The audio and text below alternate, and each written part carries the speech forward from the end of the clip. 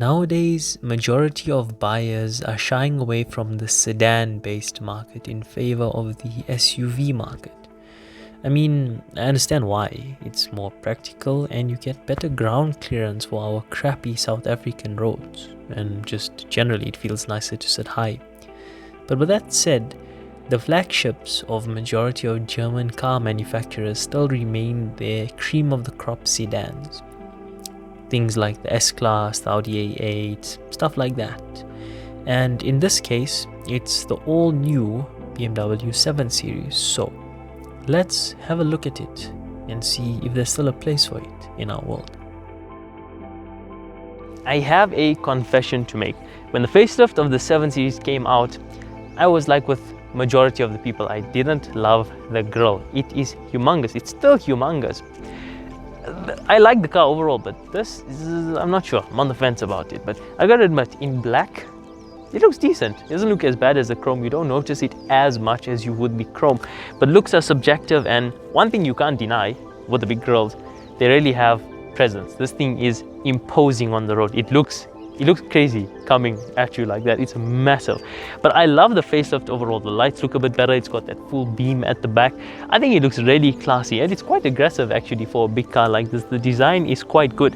Of course, looks are subjective. What do you guys think of the 7 and the grille in particular? Comment down below what you think.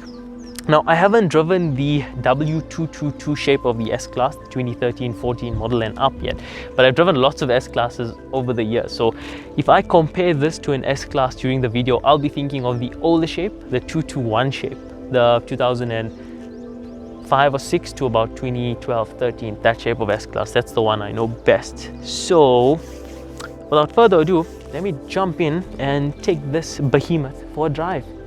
So you get all the 7 Series with air suspension. It's standard on all of them. We are driving the 730 LD today. LD means long wheelbase, and the D is for diesel, so 730 LD. And this car has the 3-liter diesel inline 6 turbocharged, 265 horsepower, 197 kilowatt. But because it's diesel, you've got nice torque, 620 Newton meters of torque. And look, I'll always take more power if I had an option for more power, but driving the 730D, I do not feel short on power at all. If I had a 730D, I would not feel the need or the want for more power. It's very nice in my opinion. Like, it's got more than adequate power. Overtaking power is good, 0 to 100 under 7 seconds. It's quite good for a big car like this. I mean, it weighs like 2 tons. And it's very soft, very supple. It's got the ZF 8-speed gearbox, standard throughout the range, so buttery smooth gearbox, and it's a strong gearbox, so you don't really have much trouble with that. But it rides over the bumps beautifully. The steering is very soft and very light, but it's very direct also, which is a very nice combination. On a bigger car, softer steering always works better in my opinion, because it's a luxury car at the end of the day. It's got adaptive dampers, so different modes: comfort, comfort plus, eco, sport. The dampening adjusts with the mode you're in. Comfort softer, sport's harder. But even in sport mode, it's still really soft. It's well balanced in a car like this, because it feels quite a bit more dynamic than it does in comfort mode, but that sport just minimizes body roll a little bit more. It makes a nice difference. And you've got steering mounted paddles. That's quite nice also, and quick, because ZF 8-speed gearbox. It's a very relaxing drive, but it's also quite sporty. It's a very nice car to drive. It is a big car though. It's a massive car, especially the long wheelbase. Like, it shrinks around you somewhat, like on the open road and like through mountain passes and that. It doesn't feel as big as it is, because it is humongous. But it doesn't disguise that weight very well in town, and the size in town, because it's a big car, and you can't get rear wheel steering for these cars. So the turning circle, albeit is not bad, it's quite good actually. Rear wheel steering just makes it so much easier to maneuver in town. But overall, fantastic to drive. And speaking of that, I'm tired of driving. Uncle Peter, would you please take over so I can sit at the back and talk about some of the technology in this car, because there is a lot. So I'm at the back of the 7 Series, and I'm not going to lie to you, there's so much of technology to discuss in here. I've got my notes literally down here. I mean, you don't blame me. It's like a tech fest in here. So we're going to start off with the fact that this car has 1, 2, 3, 4, 5, 6 screens. Literally 6 screens. So 1, 2, 3, If you count that one there for the aircon, if you can see, where's my finger, that's actually a screen also.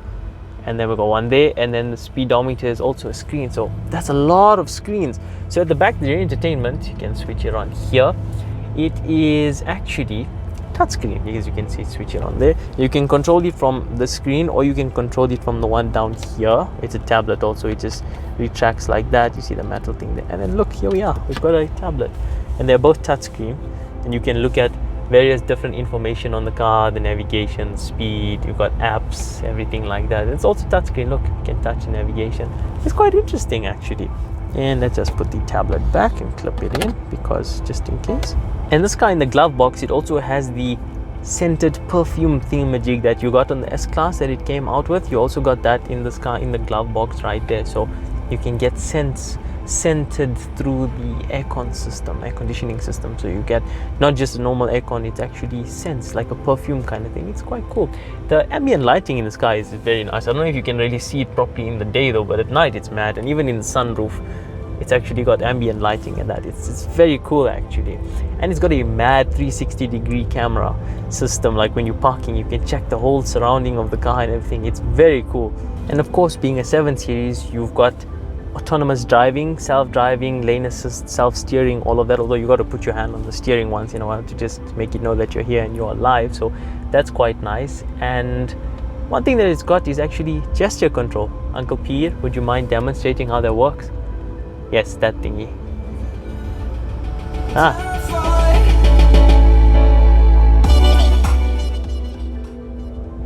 Thank you. That's how it works. That's quite nice actually. So I'm just like touching on the tech on this car, because I mean, it's got all the standard stuff like keyless entry, keyless go, soft closed doors, blinds all over, very nice. Oh, it's actually got mirrors here also, like the S-Class. Look at that. You can see hello, hi there. And then you've got like USBs everywhere, like down there you've got USBs and storage, and actually an HDMI cable, which is quite strange, but it's got it. And you can actually option to have these back seats electrically operated and with a recliner on the passenger side and all that, which are optional extras, but you can have it with everything. So it's quite nice, although we're literally just scratching the tip of the technology in this car. That sounds very bad, but yeah, that's all we're doing, and there's so much more to it. Yeah, go watch Joe Achilles' video. He'll do a better job explaining than me. They show us how to start the car. Okay. Oh, it looks like the button also.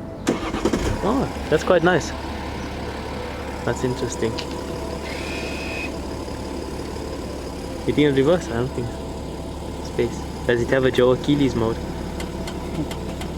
Oh, it's going. Oh yeah. Oh, it's kind of, oh, dangerous. And then if you put it front, oh shit. Oh. Oh, it turns. Oh, it turns. Okay, stop. That's cool. That's cool. Oh. Switch it off. Let's see. It puts the parking brake on. Wow, interesting. It's fantastic. Obviously, it's a 7 Series. You don't need me to tell you that. Joe Achilles told you that already. So I'm quite interested to see how an X7 would drive, because you know most people are going for SUVs nowadays, and I want to see if they manage to capture this level of luxuriousness and soft, amazing driving in the SUV range. So if you have an X7 and you want me to review it, or you let me review it, let me know, hit me up. But I love it. The technology is ridiculous. It's got more things that most people would use owning this car, to be honest, because let's be honest, most people that own this car are typically an older generation, so they don't use as much as the younger generation would. But I gotta say, it rides amazing, but an S-Class just rides a little bit better. But it makes up for that in being very dynamic to drive. It handles better. The steering is super soft but responsive. It's a little bit more dynamic, a little bit less soft and mushy. The S-Class is mushy, but in a good way. Like when you press the accelerator, it's like pressing a marshmallow and going. This, when you press the accelerator, it's like pressing jello, maybe like jelly. It's a little bit firmer, but still super soft. So I love it, but I got to drive the new S-Class before I can say which one is better. And the A8. I haven't driven a new A8 in a long time as well. So that's about it for this review. If you enjoyed it, give it a thumbs up, subscribe, and stay tuned for more.